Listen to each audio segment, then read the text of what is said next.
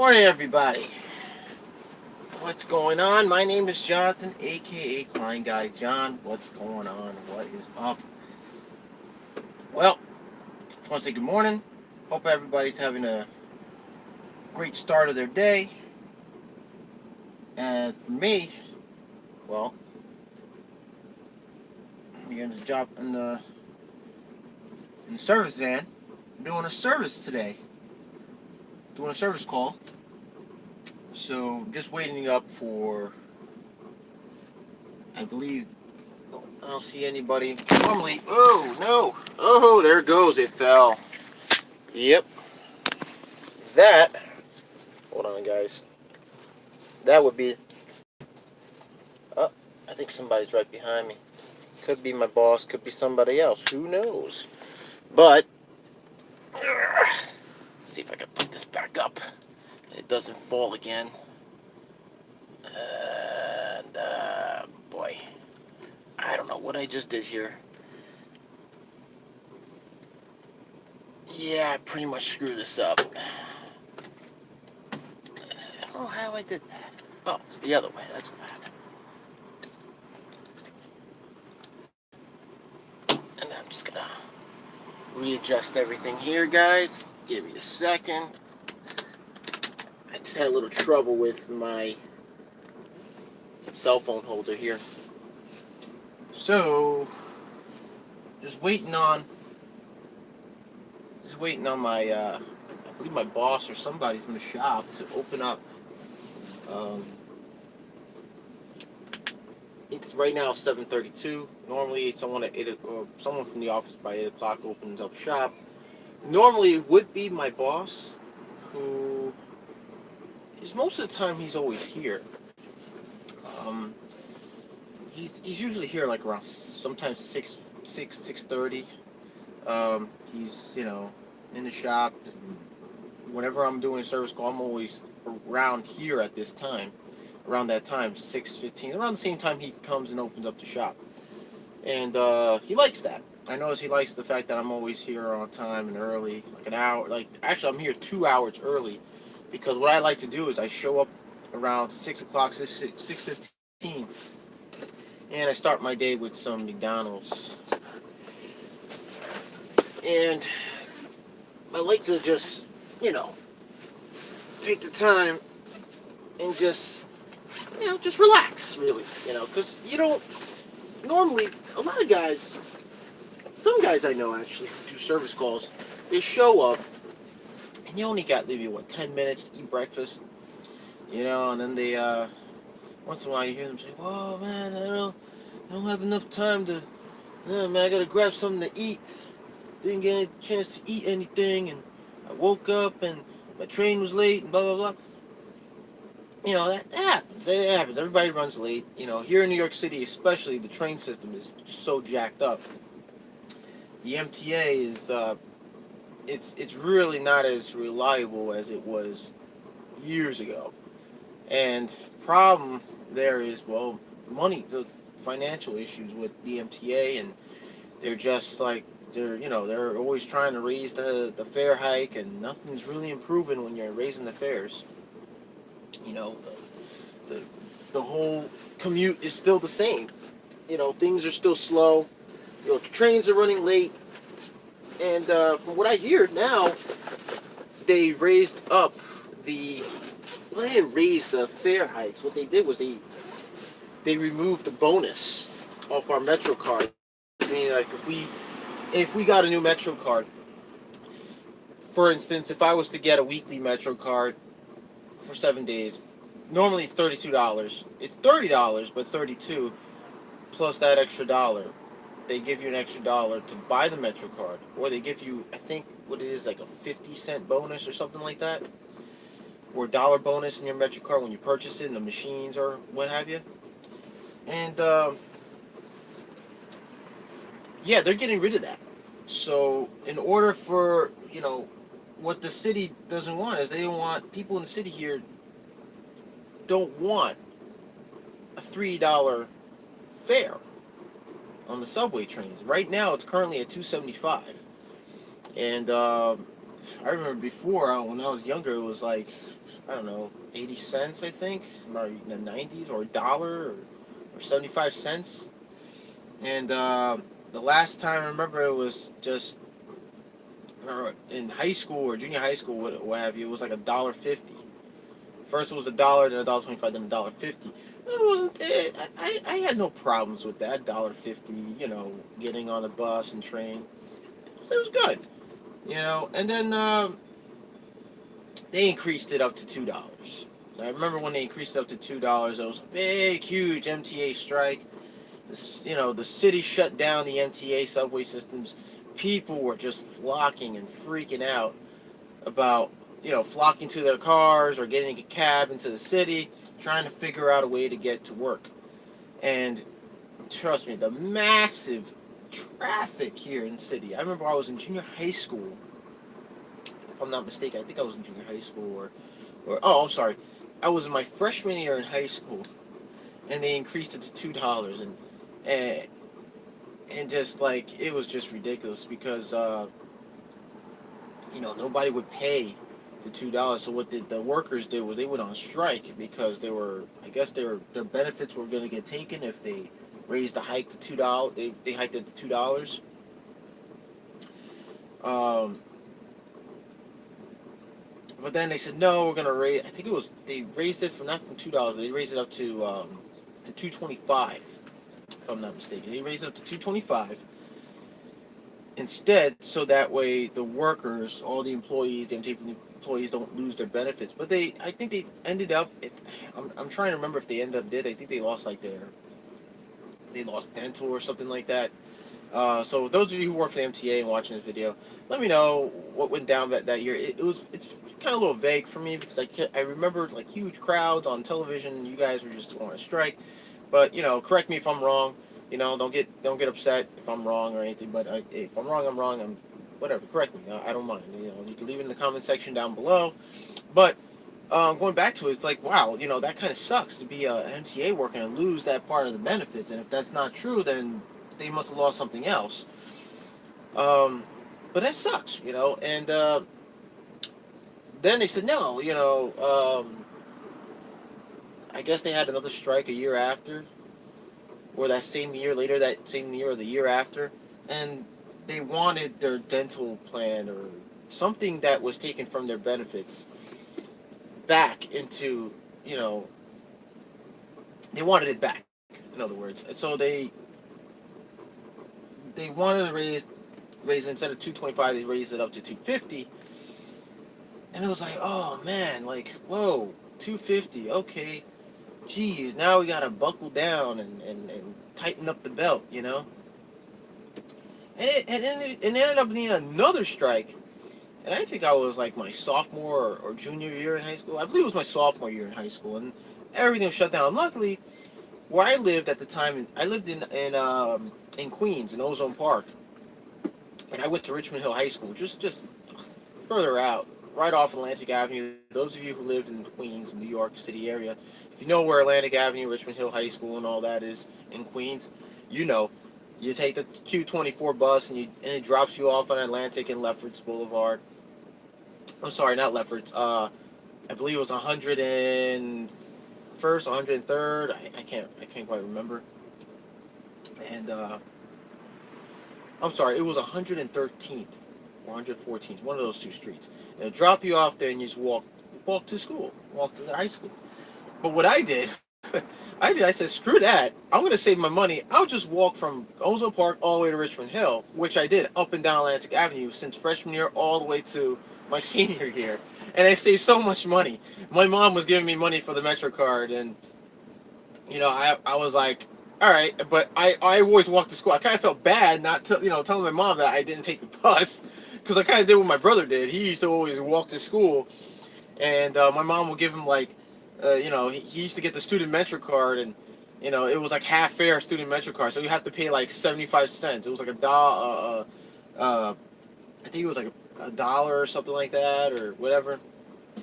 Like he'll pay half, and then the Metro card pay half, and we have to pay the other, because depending on what zoned area around the school you lived in. If you live too far from the school, you get a full fare Metro card. If you live a little close, little closer to the school or in a zoned area, you get half fare. So that's what happened, and my brother used to hide all the coins underneath our library, our bookshelf. We had a little space in the bookshelf. He just hides all the coins, and he came up with at least $50 that he saved up that entire year in his during his junior high school year. And I remember doing the same, but I used to put it in a jar and keep it in my closet and just hide it, you know.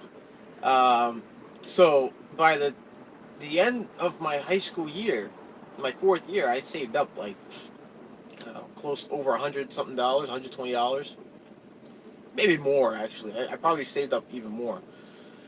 But yeah, I mean, back in those days, it got a little rough. They held no, they didn't hold back. The MTA did not hold back, and they made it difficult for people to commute. I'm just trying to check this. Okay, it works.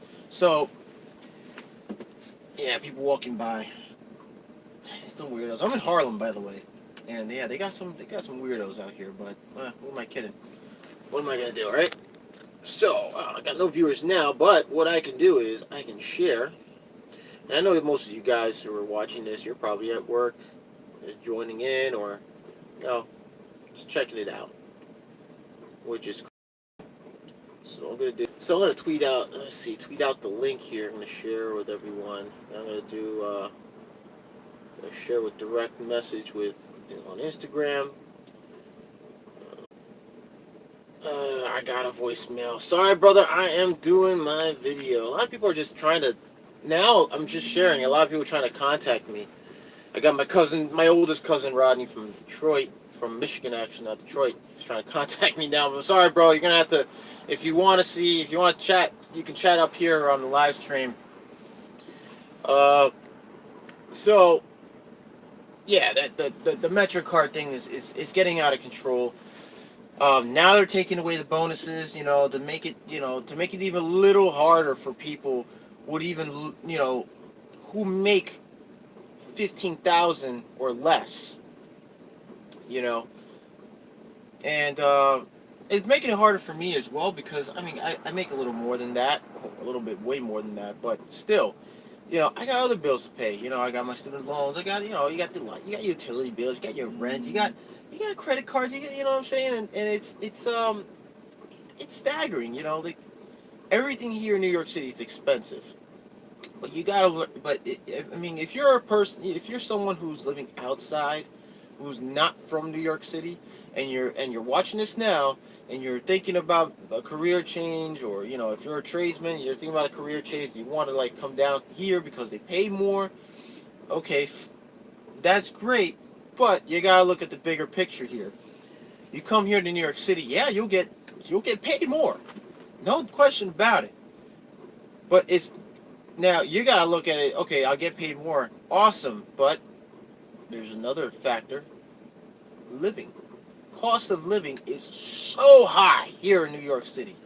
I think it's like here and here. It's close to. This is California. This is New York City. It's getting to the point where it's about reached California's cost of living. Or it could be, or I could be wrong. Maybe they're both up there as the two most highest living costs in the United States, and cost of living in the United States. Sorry.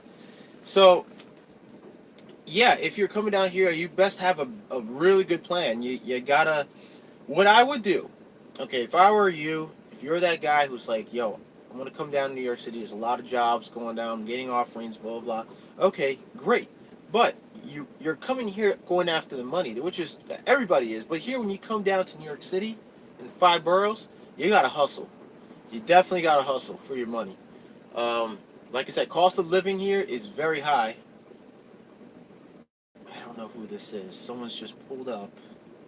Oh, I guess it's one of the employees of the business next door to ours. So cost of living is so high that you have to have a plan before you come here. You gotta, if you can, take the time, take a week off from work or a couple of days off from work. Shoot on down here, take a look around. Get a hotel room if you can afford a hotel room for like a couple of days. come down here, take a look around, check out some places that are for rent. You know, calculate things like transportation, because you're gonna do a lot of commuting. I don't know who this is. They're honking. I guess they're picking somebody up. So you're gonna do a lot of commuting here, and the reliable transportation you can get here is the local transportation. It's like MTA, subways, buses. If you can't afford it, you can get a taxi. Best thing to do if you come down here, you can do that, but you're gonna have to get up extra early to get to work if you're gonna commute here by using public transportation. My advice: yes, wake up early. Yeah, you got a couple guys here coming in. I don't know who they are. Oh, they're in the business next door. So you got to come here extra early, like I do. I come here early, even though I actually today I drove. I used my future brother-in-law's car because I'm still looking after his car. He's coming back today actually, so I'm gonna pick him up after work. But I've been using his car, but maybe this is like the third time I've used his car to go to work, and luckily I found parking. But if you're lucky, if you got a car, I would suggest you find somewhere to park locally in your neighborhood, nearby a train station, or if your employer or your job has a place where they can park vehicles for local neighborhoods like this where I'm at, you got to keep an eye on where you can park and what days you have to park. But I would suggest, if you're coming here and you're the type of guy that likes to drive around, it's expensive because we have tolls even on some of the bridges. Besides the Williamsburg, the 59, the Queensboro Bridge, Williamsburg Bridge, Brooklyn Bridge, and the Madison Avenue Bridge is not. I don't believe it's tolled. You have a couple of bridges here that are tolled. Triborough Bridge is tolled. Sorry, Triborough Bridge is tolled. We have toll roads, toll bridges, and so forth. So keep in mind about that. Scout around, do your research, calculate how much you can save if you can. Have some emergency cash on the side on a rainy day in case, hey, things don't turn out with one company you work for or a business you work for, and you're having a little hard time looking for another, employment. You want to have a spare set of cash on the side for a rainy day, for emergencies. Best to have a credit card for emergencies as well. You want to have a steady income here. Um, the least you can get right now, minimum wage is $15 an hour. So if you can get a job where they pay you more of your worth. Let's say you're coming in here, you get a job where you're being paid $20 an hour, $25 an hour. All right, not too bad. Not too bad, depending on what profession you're going for. But try to avoid heavy rentals, like 1,400, 1,800, like 1,800, 14 to like $2,300 and up rent. Get yourself a studio, a cheap studio. Like myself, I live in Staten Island. I have a studio. I live in a studio apartment. Well, technically, it's not an apartment. It's a family home, two-family home, a one-family house, but they converted into sort of like a two-family, but like I don't know how you call it. But I live down below. My neighbors who are renting the home, but they live upstairs, and I live sort of like the basement area, but like the ground floor. So everything is all like one space that I live in, and I pay $825, which is so bad for a studio. Try to look for studio apartments like from 800 to 1,000. Sometimes you may not get so lucky. Sometimes you can, but if you live out here like myself, I live in Staten Island. Like I said, the rent in Staten Island is a little cheaper if you're single. If you have a wife and you don't have kids, that could work in some instances. But when you come down here, if you do have a family, you got to think about the cost of living, especially for your family. If you have kids, especially, you got to think about that. And try to do as much research and calculations on your budget. Plan a budget. Have it planned out. Make sure you don't do any unnecessary spending. Get necessities. The best thing is just necessities like food, clothing. If you're a tradesman, yes, tools. But I will keep the buying of tools at a minimum to like once every month to like once every 2 months. I used to buy my tools once every, like buy a new tool like once every month. Sometimes I'll buy one or two tools once every month. Keep your budget slim. Try not to apply for so many credit cards because the interest rates are up here in New York are just really, really high. Pretty high. Not as low as you would think, but they're pretty high. Just make sure you're paying on time. Like your rent, your bills. I mean, there's a lot of and be careful also who you end up renting out, like who you end up renting to, or renting of, like specific landlords. Do your research. Make sure your landlord is like up to par on everything, like on your lease agreement. Make sure he or she keeps up to date with your place, with the property, because if something gets damaged in your home or in your property or in the property or in your rented apartment or so, make sure you keep contact with them and let them know like you need repairs done right away. Keep track of your phone calls because there are a lot of sketchy landlords here as well in New York City that you got to keep an eye out. There are good landlords. I'm not gonna lie. My landlord, she's from Jersey. She's amazing. She's awesome. Um, but she's not particularly, how would I say it?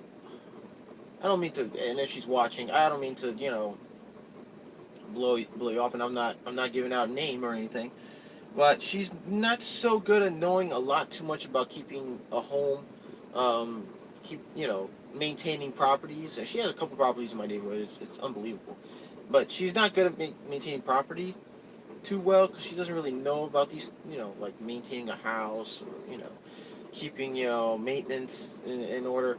So I kind of help her out and educate her on that a little bit, so that way she knows ahead of time. But make sure they know what they're doing, how they're gonna fix it, how do they keep track of things being maintained around a home or their building, because you can have landlords who just you can get some water damage could happen, your ceiling could leak, and you can get a next door neighbor who's leaking water all over the place, and the water gets to your place, your unit, your apartment, and the landlord, you call your landlord, they say yeah, I'll come fix it, but they never come and send anybody to fix the issue.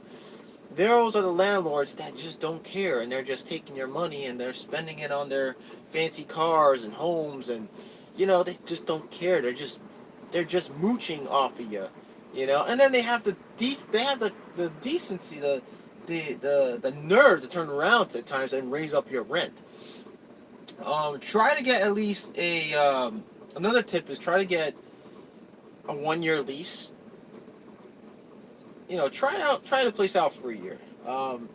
If it doesn't work out, you got that 1 year lease, and things don't work out, then you're good. You make sure you also have a good security. Make sure you have your security deposit. Look up security deposit, how much they want in security and they want in rent. Sometimes it's more difficult here in New York City because renting out a place, you got to pay a broker's fee. What time you'll be at the office? I'm here now, buddy.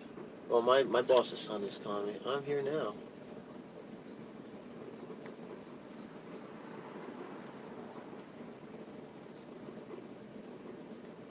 Um, so keep that in mind. Try to, get. What was I saying now? I just lost track of what I was saying. Try to, you know, keep in mind that when you're looking. Oh yeah, that's right. You're looking for a place in New York City. You're gonna end up paying a broker's fee because you always have to end up, dealing with a realtor or a real estate agent who's posting these apartments up, and you have to pay a heavy fee. Not only you got to pay them, you got to pay the security deposit and your first month's rent. So that alone is at least ranging around to like 20. I would say 21 to $3,500. So you want to come if you get lucky. Okay, great. Pull around.